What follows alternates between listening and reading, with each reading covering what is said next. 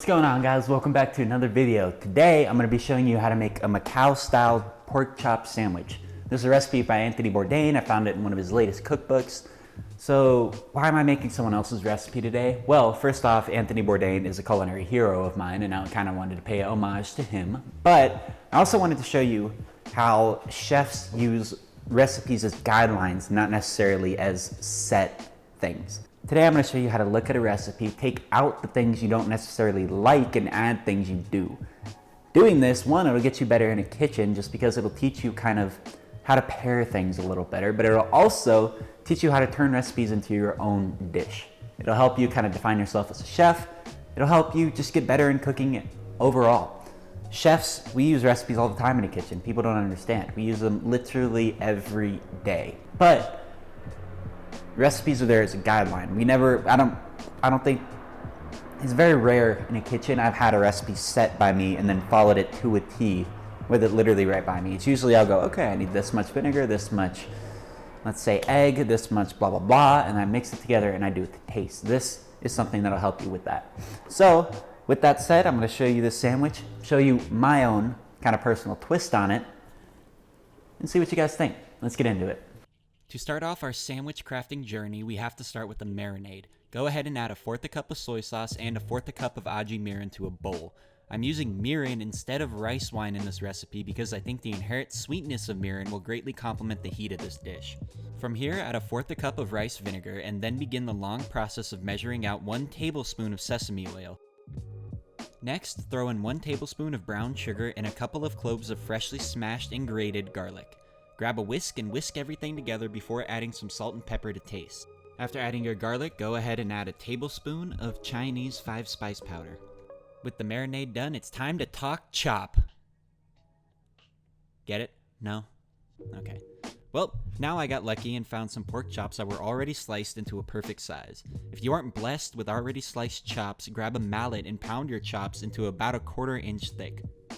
While we're at it, make sure your chops are boneless as well. Don't want someone losing a tooth by biting into a fried bone. Once your chops are about 1/4 inch thick, place them in a bag and marinate these chops for anywhere from 1 hour to overnight. While we let our pork chops bathe in our delectable marinade, we can start with the slaw. This Asian style slaw is my own recipe and I think it'll make a great addition to our crispy sandwich. To start, grab a head of cabbage, cut it in half, and slice that half into thin strips. Make sure to watch out for any of the core, it can add a bitter flavor that doesn't necessarily complement our slaw. Once sliced, place your cabbage into a bowl. Damn. You'd think I'd learned my lesson by now, but I guess not. After switching to a bigger bowl, from here, grab a head of red cabbage and slice up about 1/4 of it. Now, you may be wondering why I'm using 2 types of cabbage rather than using something else. Well, the red cabbage will add a slightly different flavor to our slaw, however, its primary purpose, at least for me, is to add some color to our slaw. This dish overall is delicious, but it's rather boring looking. Little pops of color like this will give our dish a more appealing and eye-catching look.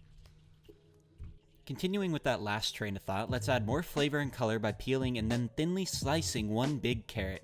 After adding our vibrant orange sticks to our slaw, grab 2 medium shallots and cut our ground-growing veggies into slices. Make sure these slices are as thin as you can get them because big pieces of shallot can and will overpower our other veggies, so take your time cutting these. Next up on our board is cilantro. To be honest, how cilantro-y you want your slaw is completely up to you. Don't get me wrong, I love my herbs, but cilantro isn't my favorite. Because of this, I only really added about a tablespoon or 2 of cilantro. Go ahead and go completely wild, add a whole thing if you want, it really doesn't matter. From here, it's time to go back to culinary basics by building upon flavors we already have. Add 2 to 3 tablespoons of rice wine vinegar, a tablespoon or 2 of aji mirin, and then somewhat painstakingly add 2 tablespoons of sesame oil. Drop in some chili paste to taste as well as some high quality honey. I use this Malibu honey, it's completely raw and made about an hour away from me. Why am I seemingly promoting this honey? Because as chefs, it's our duty to buy from and support our local businesses. Buying local keeps our community strong, and local smaller businesses make better than name brand products 9 out of 10 times. Glancing over that sidebar, once mixed, add some finishing touches, i.e. salt and pepper, and cover your slaw and place in the fridge for later. Now it's time to talk pork. Thought I was gonna make the same joke twice, didn't you? Shenanigans aside, pull your chops out of the marinade and place them aside while we make our holy breading trinity. Start by cracking and mixing 2 whole eggs to create an egg wash. Place that aside and fill another bowl with all-purpose flour. Place that aside and fill our final bowl with some panko breadcrumbs. Now that we have our holy trio assembled, move them around so they're sitting pretty in the middle of our frame, and then grab a pan and fill it with a whole bottle of peanut oil. Heat the oil over medium-high heat. You'll know when the oil is ready by dropping in a pinch of breadcrumbs. If they immediately start to float to the surface, you know you're ready to cook. Once the oil is hot, start by completely covering our chop in egg wash. Once thoroughly soaked, drop it into the flour and completely coat your chop with said flour.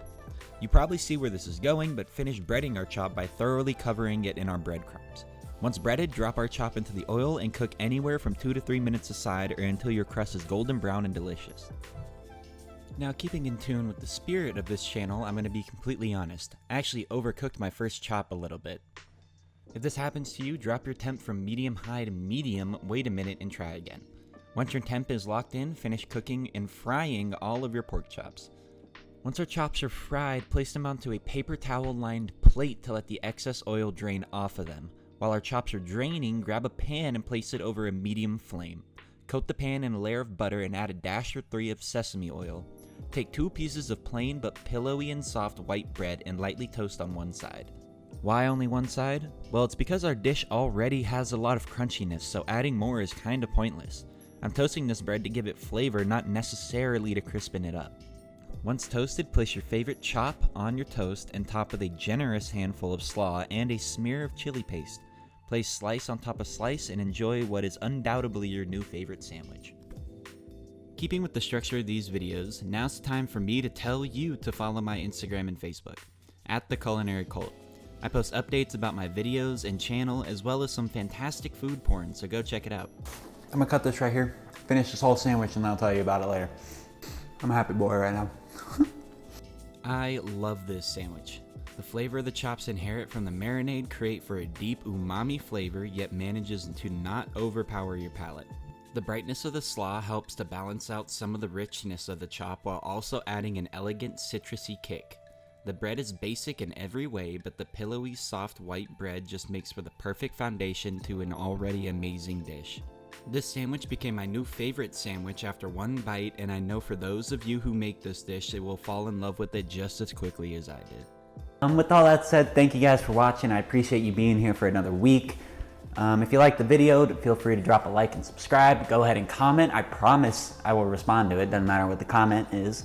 On top of that, I had a really fun time today. It was nice to kind of experiment. I haven't done a fried pork chop, I don't think, ever. I think it was fun just to show you guys how to take a recipe and make it your own, you know? It's a skill you need to know as a chef, and it's a skill that a lot of home cooks can really utilize. So, with all that said, thank you guys. Hope you joined the cult today, and I'll see you guys next week. Peace.